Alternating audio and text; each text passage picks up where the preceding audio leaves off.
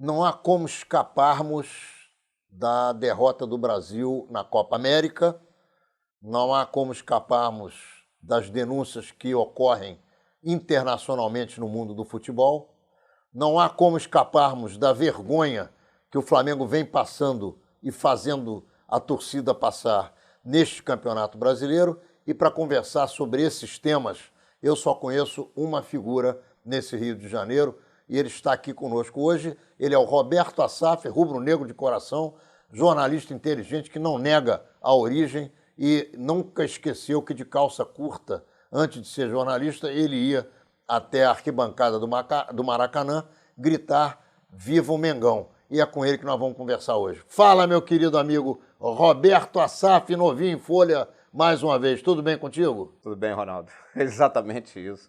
Eu acho muito interessante que vários colegas meus tenham essa preocupação de esconder o time do coração.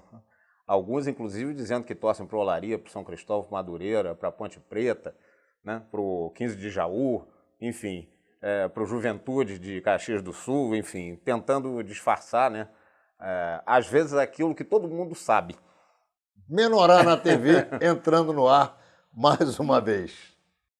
Então, como nós íamos dizendo, o sujeito esconde aquilo que é com medo de que o leitor, ou telespectador, ou ouvinte, possam imaginar que ele vai fazer uma crítica parcial em função da sua paixão. Na minha posição, que não só trabalhei como vice-presidente no Flamengo, sou rubro-negro de coração, quando tem que meter a lenha, meu amigo, é comigo mesmo, porque eu não quero levar desaforo para casa. Você tem levado muito desaforo para casa em relação ao Flamengo, meu queridíssimo Roberto Assaf? Não, o que existe é muita brincadeira, né? Isso, quanto a isso, não há a menor dúvida. E a gente vai suportando, porque eu escuto, né, algumas desconsiderações sobre o meu clube desde que eu sou criança. Algumas, inclusive, de cunho racista, que eu não preciso dizer quais são, né? Ultimamente, eu acho que isso tem diminuído em função desse politicamente correto que foi, digamos assim, instalado, né, no Brasil e eu acho que no próprio mundo. Essas brincadeiras diminuíram, porque algumas são até de mau gosto. Por exemplo, há muito tempo que a gente não escuta no Maracanã o ela, silêncio na favela. Isso me deixava profundamente irritado. E, enfim, outras desse tipo, né?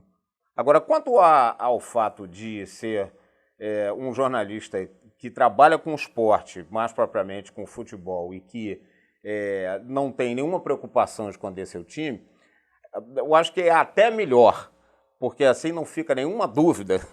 Eu vou te citar um exemplo. No último Fla-Flu, houve que o Flamengo perdeu de 3-2 no Campeonato Brasileiro. Houve um pênalti a favor do Fluminense com 3 minutos de jogo. Eu olhei e revi a imagem 2 ou 3 vezes, né? A televisão nos dá essa oportunidade de vários ângulos, e cheguei à conclusão que realmente o jogador do Fluminense havia sido empurrado por trás. Eu coloco no jornal que houve um pênalti, né, de fulano em cicrano aos 3 minutos, e não tento mais me explicar, me alongar sobre o assunto.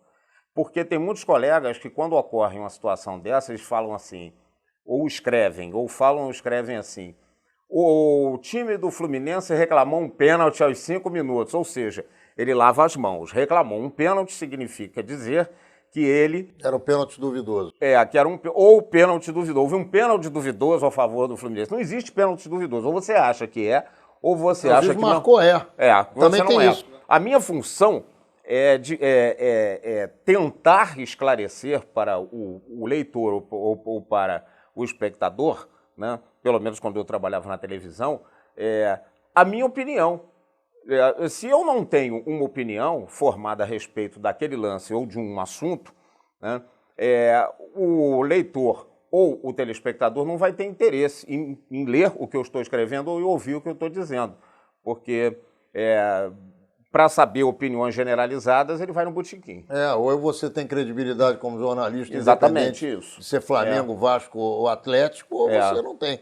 Qual é a sua avaliação sobre a vitória da Chapa Azul, a acusação de que eles superestimaram débitos para hoje afiançarem que andaram pagando dívidas e que não é bem assim, ao tal do fato de que eventualmente tenham alongado ou transferido uma dívida com o governo para uma dívida com bancos. Eu acho que eu acho não, eu tenho certeza que a Chapa Azul foi eleita em função do apoio do Zico. Porque eu acho que o Zico foi como jogador e continuará sendo, né, após o fim da sua carreira, como o grande nome da história do Flamengo. A gente poderia discutir outros nomes aqui, como, por exemplo, Gilberto Cardoso, que foi um presidente espetacular na sua época. Enfim, a gente tem que colocar os fatos sempre de acordo com a época em que eles aconteceram, né? Ganhar um tricampeonato estadual em 1955 era algo absolutamente fantástico, principalmente no começo da história do Maracanã. Hoje talvez já não seja tanto, embora continue sendo importante. Então você tem que localizar o fato de acordo com a sua época, né? Eu acho que eles foram eleitos pelo apoio que o Zico prestou à chapa. Quanto a isso, eu não tenho a menor dúvida. E, a partir daí, como hoje eu não frequento o clube diariamente e não tenho acesso a detalhes do que ocorre dentro do clube, eu não posso dizer, porque eu não tenho provas, se eles estão ou não efetivamente pagando essa dívida. Quando eu soube que a dívida do Flamengo era de um valor acima de 700 milhões de reais, a primeira... o que me veio à cabeça, em primeiro lugar, foi o seguinte: isso é impagável, dentro das circunstâncias em que ela se apresenta, né? É diferente, por exemplo, do governo grego, que vai se recusar a pagar uma dívida que também, pelo menos nessa circunstância, parece impagável. Mas acho que a dívida do Flamengo, que é muito menor, naquele momento me pareceu impagável, porque é impossível você gerar receita para isso, né? Dentro da circunstância que a gente vive dentro do esporte no Brasil. Mas olha só, dentro da ótica que nós temos de torcedor e conhecedores de futebol, você daria que nota para a administração do futebol do Flamengo? Eu tinha um professor de ciências no ginásio, quando eu estudava no Padre Antônio Vieira, que ele nunca dava 0, ele sempre dava 2. Um pelo comparecimento do aluno e o outro por ter se apresentado uniformizado. Então, era um pelo uniforme e outro pelo comparecimento. Hoje, o comitê gestor levaria nota 2. Né? Bandeira, presidente Bandeira, que não nomeia um vice-presidente. Ou seja, ele é o vice-presidente de futebol, no final das contas. E eu acho que esse pessoal, e aí eu não estou aqui fazendo um julgamento definitivo, dizendo se eles são excelentes ou se eles são péssimos, apenas fazendo divagações sobre o assunto, eu diria que eles não conhecem o futebol, não têm a intimidade que eu, por exemplo, sem modéstia alguma, tenho com o futebol. Ou seja, de estar enfronhado nisso, essa palavra é bonita, né? Enfronhado nisso desde criancinha. Eu comecei a ver futebol com 3 ou 4 anos de idade, porque meu pai, que era tricolor, me levava para o campo do Fluminense, porque a minha avó materna morava na esquina da Álvaro Chaves com a Pinheiro Machado, o prédio ainda está lá, e ele me levava para dentro do Fluminense para ver treino. Os jogadores treinavam, a bola batia nos meus pés. Você já não gostou desde aquela época? Valdo, Telê, Escurinho, qual era aquele Castilho, time? Castilho, Altair, Jair Marinho, Clóvis. Pinheiro, Clóvis, Altair, exatamente. Foi esse time que eu comecei vendo futebol, né? Pior é que eu me lembro do time do Fluminense, hein? Que desgraça. Mas vamos lá. Em homenagem ao meu filho Pedro, que se desviou da paixão familiar. Mas vamos lá. Eu também me lembro, mas tem muito aí nisso, pelo fato de eu ter vivido tudo isso, né? Assim, muito em cima do fato. Se você me pedir a escalação do Flamengo de 63, eu te digo ela aqui, da cabeça aos pés inteira. A de 93 eu vou ter uma dificuldadezinha. No gol era Marcial, né? Marcial, Murilo Ditão, Luiz Carlos e Paulo Henrique, Carlinhos e Nelson, Espanhol, Ayrton, Geraldo e Oswaldo. Isso é fácil. Me pede de 93 que eu vou ter uma dificuldade. Oswaldo Ponte Aérea. Prega presa. Mas sem fazer uma avaliação definitiva, que eu acho que deve ser realizada quando essa gestão chegar ao fim, me parece que esse pessoal não conhece futebol com a intimidade que eu conheço e com algumas pessoas com as quais eu convivi em arquibancada de Maracanã, não importa o nível social, a idade ou o credo, também conheciam. Sempre me parece que falta algo mais. Eu acho que o fato de ter contratado, por exemplo, um supervisor como o Rodrigo Caetano, que ganha, na minha visão, um salário que está acima da média, já é uma prova de que eles precisavam de alguém para ter o respaldo das contratações que faziam. Então, se o jogador não der certo... A culpa é do Rodrigo Caetano. O supervisor indicou. O supervisor conhece futebol, mas ele não trabalha sozinho. E ele trabalha, de alguma forma, sob ordens. Ou seja, há um superior ou vários hierárquicos. Mas você teria contratado Rodrigo Caetano para dirigir o Flamengo, que já teve Domingo Bosco na mesma posição, dando olé e sendo campeão do mundo? Eu acho, Ronaldo, que são tempos diferentes, tempos distintos. São tempos distintos, né? O Bosco era um profissional do futebol, aliás, o Bosco trabalhou em várias atividades. O Bosco começou no Fluminense. Mas ele era ele se transformou num profissional do futebol numa época em que o futebol pagava muito menos do que paga hoje. E que as exigências também eram menores. Aliás, não só as exigências, mas todas as circunstâncias que giravam em torno do futebol, os interesses políticos e principalmente econômicos. Então, acho que isso é uma outra época, embora isso tenha pouco mais de 30 anos, que para a história é um período muito curto. Mas eu não sei se eu teria contratado o Rodrigo Caetano. Porque... E o Cristóvão, você teria contratado? Não. Eu acho que o Cristóvão conhece futebol. Nem eu. Acho que ele conhece futebol. Mas não é técnico do Flamengo. Mas acho que não é técnico do Flamengo. Porque o Cristóvão é aquele treinador que ele chega num clube e precisa de um tempo, de uma tranquilidade para montar um time.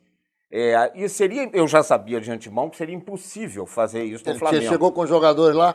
Por razões óbvias. Chegou com praticamente o campeonato em andamento. E num momento em que o Flamengo tinha perdido o Campeonato Carioca, que para mim é imperdoável. E se encontrava na zona de rebaixamento do Brasileiro. Acho que o Flamengo precisava de um treinador que poderia ser, estou citando dois exemplos, Carlos Alberto Torres ou Abel Braga, que pudesse dar uma sacudida naquele elenco num período de uma semana. São dois treinadores que não importa o que cada um pense dele, mas que são efetivamente vitoriosos no futebol e que conhecem o assunto. Não tem vice-presidente de futebol. O presidente está com o tal do comitê gestor, dividindo responsabilidades e, no final das contas, no futebol, dividir responsabilidades significa eximir qualquer pessoa de responsabilidade. Você vai acusar quem, vai culpar quem. Então ele está segurando nas costas uma desnecessária carga que só prejudica na minha avaliação. Eu vou te dar alguns exemplos. Esse primeiro bloco vou dedicar ao Flamengo, depois a gente vai falar da seleção brasileira. Se deixar a gente falar de Flamengo durante 5 dias seguidos. Não, eu sei disso. Você, por acaso, contrataria Thalisson, Mugni, Canteiro e vai por aí afora? Pico? Não, desses aí que você citou... Márcio Araújo? Desses aí... Quanto dinheiro o Flamengo está jogando no lixo com esses caras? Desses todos aí eu só contrataria o Canteiros, mas não sei se ele seria titular no meu time. O Flamengo, o último grande time que o Flamengo teve foi o time campeão de 87, brasileiro. O último grande time, que do goleiro ao ponto esquerda, 10 jogadores passaram ou iriam passar 2009. Pela seleção. Não. 2009? Não, o último de 87. De 87, o último grande time com que o Flamengo teve. O último grande Leandro, time. Tita e companhia limitada. Só craque. Né? Zé Carlos, Aldair. Todos eles passaram antes ou depois pela seleção brasileira. Verdade. Zé Carlos, Jorginho, Leandro, Edinho, Leonardo, Andrade, Ailton, Zico, Renato Gaúcho, Bebeto e Zinho. Desses 11, só o Ailton não passou pela seleção brasileira. E o que aconteceu? Mas ele seria o Canteiros daquele tempo. Da época. Agora, o que aconteceu com o Flamengo de lá para cá? O Aldair era reserva nesse time. Eu acho que o que acontece é um mal que, de alguma forma, assola, em princípio, uma forma um mal que assola, de alguma forma, todo o futebol brasileiro. Ou seja, a dificuldade de se formar craques.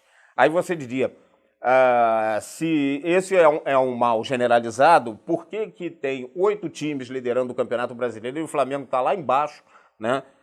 Na zona de rebaixamento, se todos são parecidos? Não, eu não acho que são todos parecidos. Eu acho que alguns conseguem aproveitar os jogadores de uma forma melhor do que os outros, né? E acho que tem que haver, e isso é imprescindível, disciplina. Porque é impossível existir ao mesmo tempo o jogador que adora farra e noitada e o atleta. Muito bem, nós estamos encerrando o primeiro bloco de Menorá na TV e o nosso papo hoje é futebol, Flamengo, futebol brasileiro, os times que disputam o Campeonato Brasileiro e a seleção brasileira também. O nosso papo hoje é com Roberto Assaf, não sai daí, porque nós vamos falar de seleção brasileira e da vergonha que foi a disputa dessa Copa América logo após o grande Maracanaço 2, que é a vitória da Alemanha, ou foi a vitória da Alemanha por 7-1 contra a seleção brasileira na Copa do Mundo que aconteceu aqui nas nossas barbas. Não sai daí, já já voltamos. Roberto, eu estava há poucos dias atrás assistindo pela segunda vez o Bem Amigos. Eu queria ver muito bem o que dizia o Ronaldinho Fenômeno, o Caio, o Casagrande e o Roberto Carlos. Eram os caras que jogaram futebol. E, de repente, alguém levanta um livro sobre a vida do Bellini. E foi exatamente no dia 29 de junho em que o Brasil comemorava 47 anos... Da Copa do Mundo 57 anos, desculpe. 57 anos da Copa do Mundo 58, que foi a minha primeira Copa do Mundo, a primeira que eu escutei pelo rádio, porque não havia televisão, era uma onda que trazia e levava embora a voz dos atletas, dos locutores e tal, enfim.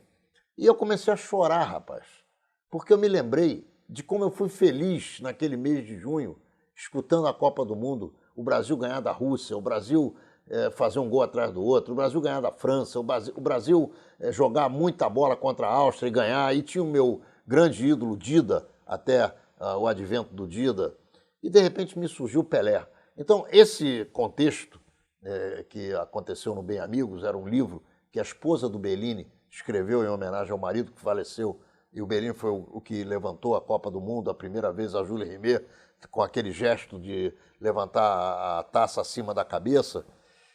E chorei de emoção, de alegria e de tristeza, porque acabei tendo que comparar o futebol do tempo do Bellini com o futebol do tempo do Thiago, que joga basquete com a camisa da Seleção Brasileira de Futebol, colocando a mão na bola e fazendo pênalti, eliminando o Brasil. Ô, querido amigo, o que aconteceu com o futebol brasileiro, hein? Bom, vamos voltar àquele papo de que a gente está tendo uma dificuldade enorme para formar craque. Eu acho que isso acontece porque o que interessa, basicamente, nas divisões de base, é conquistar título para segurar o emprego. Então, eu não estou dizendo todos, mas a maioria esmagadora dos treinadores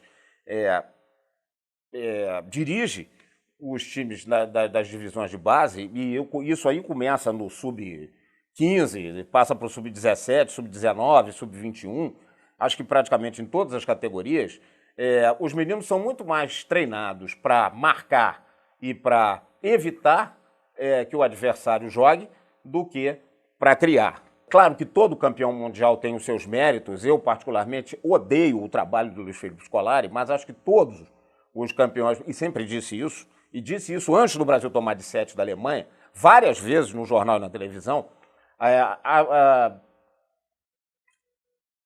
todo campeão do mundo tem o seu mérito, não há dúvida alguma. Acho que o mérito do Luiz Felipe Scolari foi acreditar que o Rivaldo e o Ronaldo Fenômeno poderiam se recuperar a tempo de disputar a Copa do Mundo, como disputaram e acabaram sendo fundamentais naquela ocasião. Acho que o mérito dele foi esse. E de alguma forma, aproveitar todos os craques que ele tinha à sua disposição. Mas aí é que está, ele tinha craques à sua disposição. Eu vou citar o Roberto Carlos, vou citar o Cafu, que muita gente diz que não é craque, mas que para mim foi um excelente jogador. Nós não temos um lateral direito na seleção brasileira desde que o Cafu parou de jogar. O goleiro Marcos, espetacular. O goleiro Marcos, que fez uma Copa espetacular, Ronaldinho Gaúcho, Ronaldo Fenômeno, Rivaldo, enfim. Nós tínhamos um time de futebol, pelo menos uma espinha dorsal de time de futebol, né? Mais ou menos o que o Menotti fez na Argentina em 78, né? Filhol, Passarella, Ardiles e Kempis, né? um grande jogador em cada setor, né, e os outros jogando em função deles. E foi o que o Scolari fez em 2002. Mas ele tinha, né, omelete para fazer ovos, né? Luiz Felipe Scolari de 2014 não tinha mais omelete. E ele não seria milagroso a ponto de fazer alguns jogadores que são medíocres jogarem futebol à altura daqueles. Voltando um pouco no tempo, esses caras chorando. Que história é aquela, cara?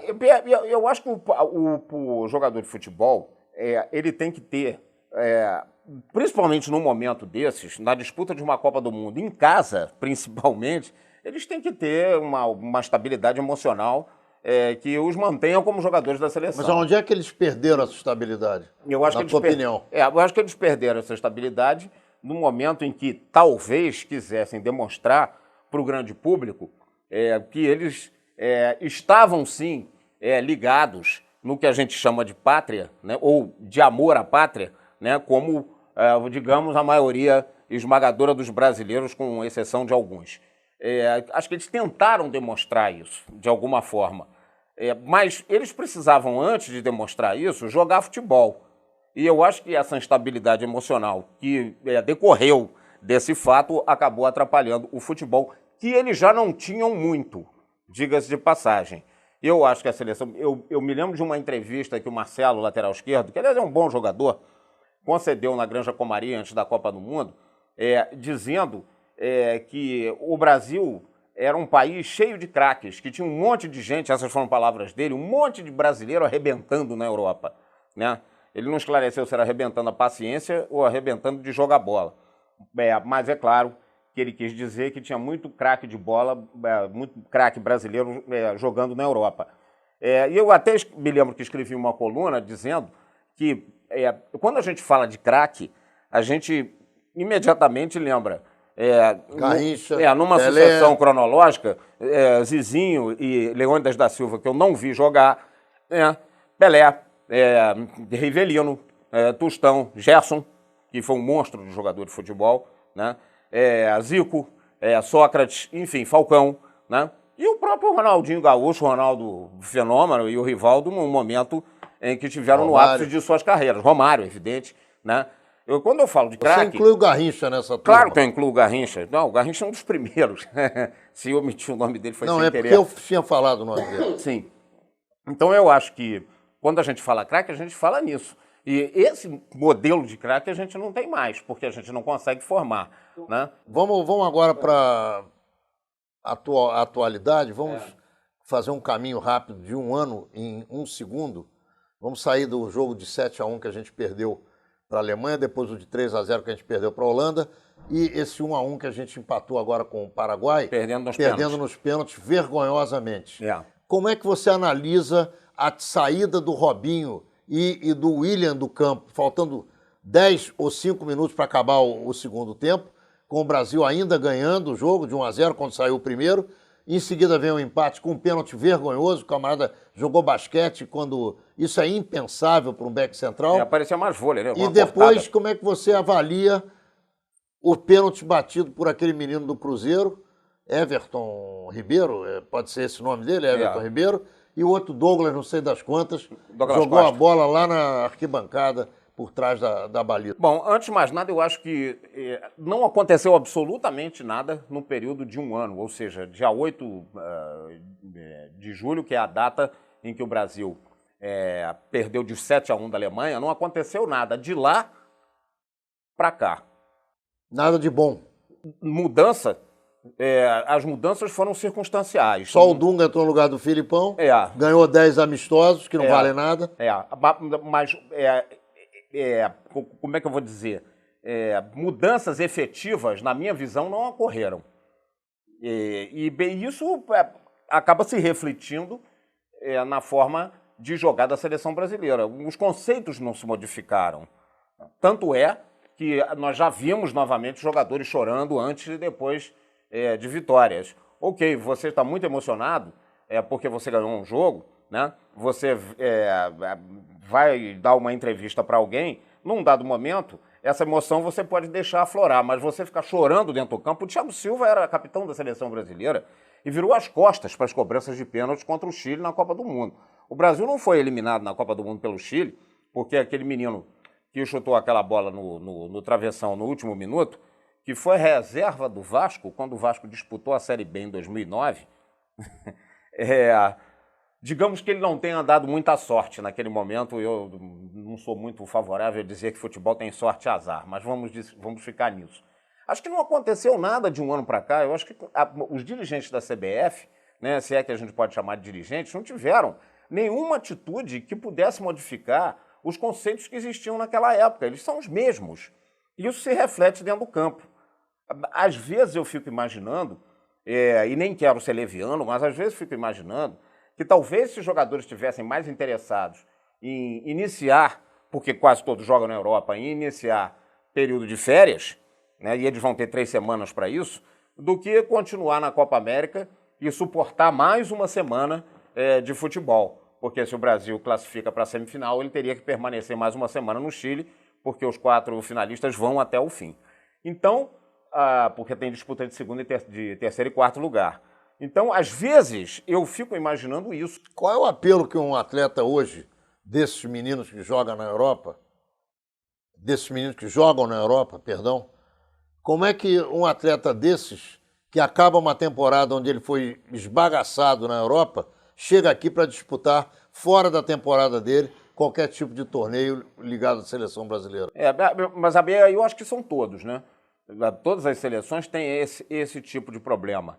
E alguns acabam se dedicando mais e outros menos. Os brasileiros, por exemplo, eu acho que não houve a dedicação que a seleção merecia.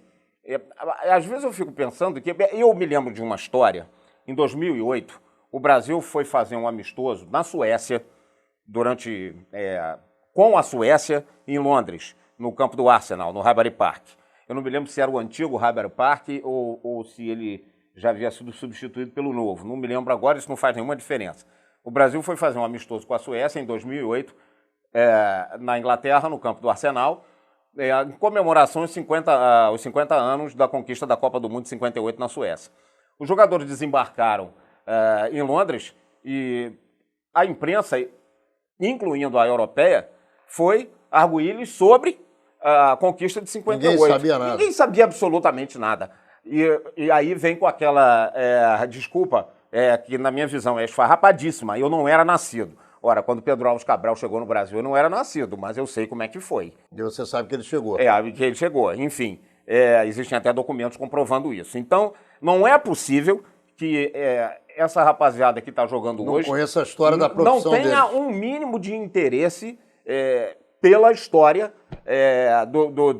esportiva do seu país. No seu esporte. No seu esporte, isso agora, que eu ia falar, dentro da sua atividade. Agora, o que é pior é que isso acontece sob as barbas de uma direção que, nesse momento, está presa na Suíça, acusada de fraude. Então, meu amigo, é muito complicado. Foi até na gestão anterior, que não é muito diferente. Mas eu acho que, para mim, já é um pecado um brasileiro, não importa qual seja a sua atividade, não saber quem foi Pelé, Garrincha e Didi. Para mim, já é um pecado. O jogador de futebol, então, não ter o conhecimento de que foram esses caras... Que são os pais da atividade deles. A Copa de 58, a primeira que o Brasil conquistou. E repetir em 62. E depois abrir o mercado brasileiro para... Sei lá, para eles ficarem ricos. Para centenas ou milhares de jogadores brasileiros irem lá para fora fazerem a sua dependência financeira, não é possível que eles não saibam disso, que eles não tenham interesse em conhecer um pouco da história do futebol brasileiro, né? Para que eles amadureçam a ideia de que jogar na seleção não é participar de um amistoso do Chelsea, ou da Juventus ou do Ajax. É um pouco diferente disso. Eu acho que isso me deixou muito chocado na época e acho que não custava nada algum dirigente da CBF tomar a providência de reuni-los numa sala durante 1 hora ou 40 minutos, né? Talvez 40 minutos fosse necessário, para dizer o que eles iam fazer na Inglaterra. Vamos jogar um amistoso com a Suécia, porque nós vencemos a Suécia na final de 58, conquistamos nosso primeiro campeonato mundial, depois ganhamos mais 4, e esse primeiro é que abriu as portas do jogador brasileiro para o exterior. Não só as portas para os brasileiros que jogam futebol ficarem ricos, mas para os próprios clubes brasileiros excursionarem ao exterior, aos borbotões, para ganhar dinheiro, mais ou menos, né? Dependendo da época. Eu acho muito difícil, Ronaldo, a gente comparar futebol de épocas distintas, mas eu acho que a hombridade está distante em todas as épocas. Tá certo, nós estamos encerrando o segundo bloco de Menorá na TV com o nosso Roberto Assaf, que é mestre em informações sobre futebol. Nós vamos conversar com ele no terceiro bloco sobre a corrupção no futebol mundial, sobre a corrupção que envolveu dirigentes brasileiros que estão presos na Suíça, sobre todas essas hipóteses de venda de jogos, de venda de resultados, de venda e compra de sedes para a Copa do Mundo, de venda e compra de ativos ligados a cada jogo de futebol envolvendo árbitros, e vamos por aí adentro e não por aí afora. Não sai daí, já já voltamos com Roberto Assaf.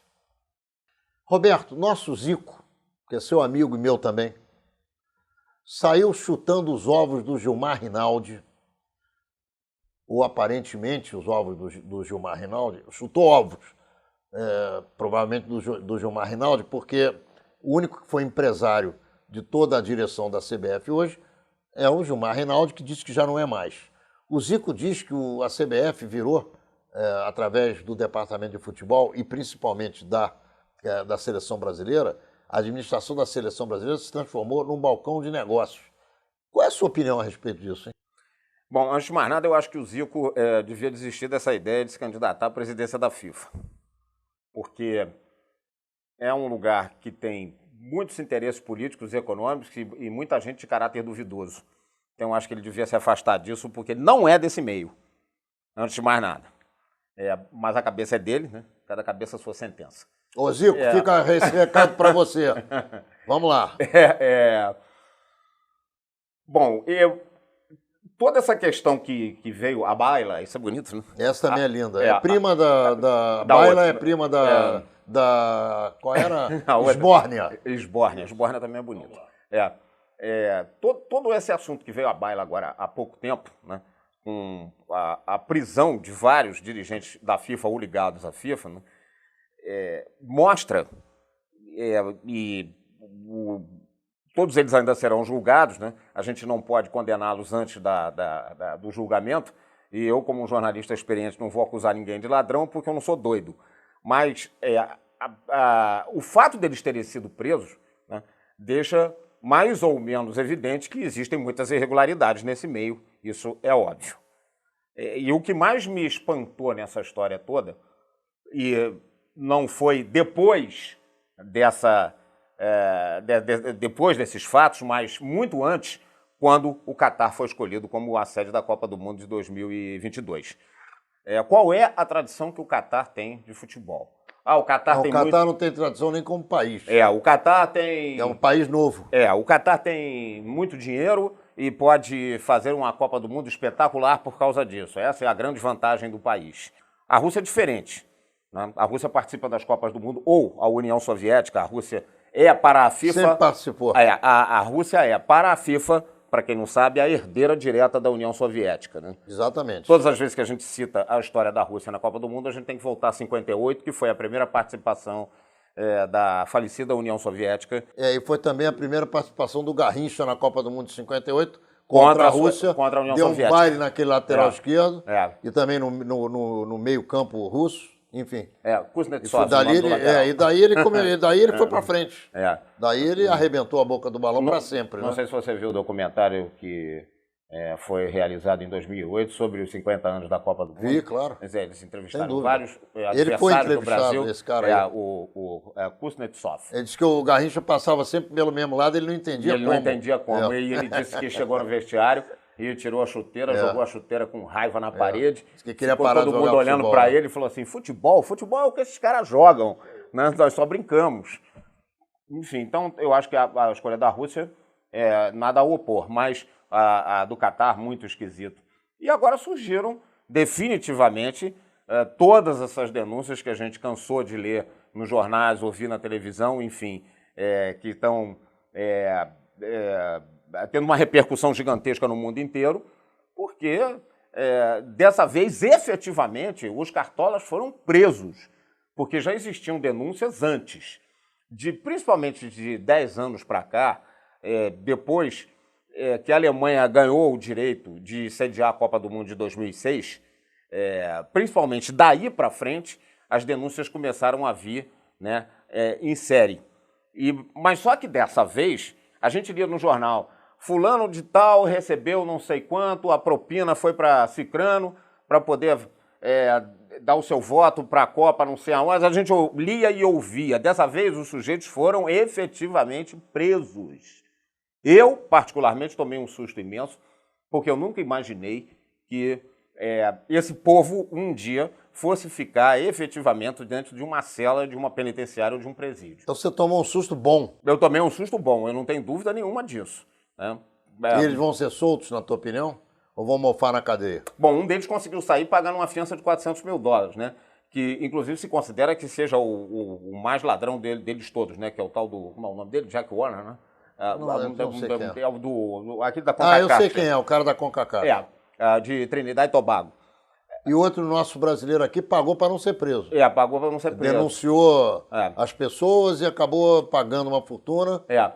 Também não foi preso. Mas as pessoas têm que entender que todas essas pessoas, que quando eu digo que elas têm que entender, eu não estou justificando a ação deles, não. Muito pelo contrário, eu estou só querendo explicar. As pessoas têm que entender que esse mundo, o futebol, os esportes de uma maneira geral, mas o futebol principalmente, virou um grande negócio. O futebol hoje é uma atividade profissional como qualquer outra, mas como ela tem um alcance mundial extraordinário, é um esporte praticado no mundo inteiro e muito popular em praticamente o mundo inteiro, o futebol virou um grandíssimo negócio. Então, as pessoas que estão diretamente, mas muito diretamente envolvidas com isso, têm vários interesses políticos e financeiros. Políticos, inclusive. Vamos voltar um pouquinho para o balcão de negócios da Seleção Brasileira, que a gente acabou não aprofundando com a devida atenção. Você aconselhou o Zico para ele não se meter nesse assunto, que não é a praia dele, e eu pergunto, Dunga e Gilmar Rinaldi dentro da ótica que o Zico expressou, o que você entende do que foi colocado? Eu acho que a grande dificuldade que existe é você comprovar que alguns jogadores, ou muitos jogadores, foram convocados para que alguém pudesse faturar em cima dessas convocações. O grande problema é esse. Você dizer, né, publicamente que o Gilmar mandou o Dunga convocar e o Dunga atendeu o seu pedido para convocar fulano ou cicrano porque era algum interesse não futebolístico. Exato. Agora, curiosamente, como é que você explica, como técnico de futebol, como é que você, entrando na cabeça de um técnico como Dunga, como é que você explicaria para você mesmo, depois do jogo, se olhando no espelho, depois de tomar um banho, para poder ir lá para a coletiva lá fora, como é que você explica que você tirou o Robinho e você tirou o William 10 minutos antes de terminar o jogo e acabou entregando o ouro ao bandido? Eu acho que existe uma mentalidade defensiva. Antes de mais nada. Uma mentalidade defensiva. Domingo, do Flamengo e Vasco, o Vasco obteve a sua primeira vitória no Campeonato Brasileiro. O que passou pela cabeça do Celso Roth, que estreava no comando do Vasco? Eu preciso, antes de mais nada, ganhar. Então, eu vou fazer o meu time jogar como time pequeno. Se eu conseguir um empate, não há nada de mais nisso, porque eu estou empatando com o Flamengo. Mas se eu conseguir ganhar, é a glória. Eu posso aproveitar uma bola num contra-ataque e vencer o jogo. Foi exatamente o que aconteceu. Se bem que o contra-ataque também foi estimulado por uma queda do tal do Pico, que errou 40 passos no jogo, cara. Aí nós vamos entrar numa loucura. Num festival de nonsense. Enfim, ele precisava ganhar o jogo. Ele botou o Vasco, que é um gigante, jogando como time pequeno. E deu certo. E aí o Dunga fez a mesma coisa contra o Paraguai. Aí contra a Venezuela. Eu acho, na minha visão, o Dunga conhece futebol. Ele passou a vida inteira dele defendendo. Dentro disso. Defendendo, dentro disso na defesa. Defendendo. Mas, quer dizer, dentro do meio do futebol. Então ele conhece isso. Dizer que o Dunga não conhece futebol isso não existe. seria um absurdo. Tá? Agora, as explicações que ele deu também não prestam. Agora você... Que os caras tiveram febre, tiveram... Não, isso aí eu não quero nem falar sobre isso. O cara fala um negócio desse. Porque se irrita muito isso. Né? Você botar a culpa na virose, isso não existe. Mas... A virose jogou com a camisa do Paraguai. Essa mentalidade defensiva, eu acho que ela até se explica, por exemplo, em 94, quando o Parreira cuidou, antes de mais nada, de formar uma grande defesa para tentar vencer os jogos por placar mínimo. O Brasil fez apenas 11 gols na Copa de 94, né? Mas só tomou 3. E também fez todos os que precisava fazer. Sendo que 2 num jogo só. Então, quer dizer, eu acho que o Parreira, em 94, ele estava na mesma situação que o Celso Roth na estreia dele pelo Vasco. Ou seja, eu preciso ganhar. Nós não ganhamos uma Copa do Mundo há 24 anos. Não importa de que forma seja, e será defendendo, mais defendendo do que atacando. Isso com Romário e Bebeto no ataque. Isso com Romário e Bebeto no ataque, tem esse detalhe, né? Ou seja, Bebeto e Romário vão resolver essa questão para mim lá na frente e eu vou me segurar aqui atrás. Eu não condeno o Parreira na Copa de 94, eu acho que foi uma conquista. Não, sem dúvida. O Brasil não ganhava uma Copa há 24 anos e ganhou. Não, ganhar é maravilhoso. O Vasco sempre não ganhava um jogo no Brasileiro e ganhou. Enfim. Isso aí. Mas essa mentalidade defensiva, ela não pode ser prioridade. A prioridade tem que ser a mentalidade ofensiva com a qual nós ganhamos 4 Copas do Mundo. Ou 4 Copas do Mundo. Você é o... Nós ganhamos 5 no final das contas. Ganhamos 5, mas... uma defensiva. Sim. Eu entendi o que você falou. Você hoje é o... Acabei de te eleger presidente da CBF. Quais são as suas providências? Eu tomaria várias. Vamos lá. A primeira delas, embora eu tenha dito aqui que o Dunga conhece muito futebol... Você mandaria o Dunga varrer a lua? Eu trocaria o treinador. Você teria coragem de colocar o Tite? Quem é que você escolheria para ser o técnico da seleção? Me dá um tempo para eu pensar. O que eles não fizeram depois do 7-1. Duas semanas depois... Botaram o Dunga. Botaram o Dunga, que é para que as pessoas passassem a falar de outro assunto que não fosse o 7-1. Mas o Tite é um dos teus possíveis escolhidos? Sim. Tá. Qual é a segunda providência? Está na minha lista. A segunda providência é, a partir do momento em que os jogadores chegarem dos seus clubes, e quase todos eles jogam na Europa, eu vou reuni-los numa sala e vou dizer a eles que esqueçam os seus clubes. A seleção brasileira tem uma história, vou resumir essa história e vou dizer a eles que quem não mostrar o interesse de jogar com a camisa da seleção não voltará. Pode ser o Pelé dos trópicos, não voltará à seleção. Tá? Você deixaria o Neymar de fora da seleção? O Neymar eu acho que é uma questão muito especial e não acho que o Neymar tenha sido omisso nas partidas que ele fez pela seleção, tanto é que ele já está se aproximando de um recorde de gols formidável, né, aos 22 anos de idade, os 23. Mas essas seriam as minhas 2 primeiras providências. E é claro que eu trocaria toda a cúpula, além do Dunga. Mas eu não vou colocar nem empresários, nem pessoas que tenham algum tipo de interesse financeiro, a não ser o salário que vai receber, porque isso é justo. É bom e é grande.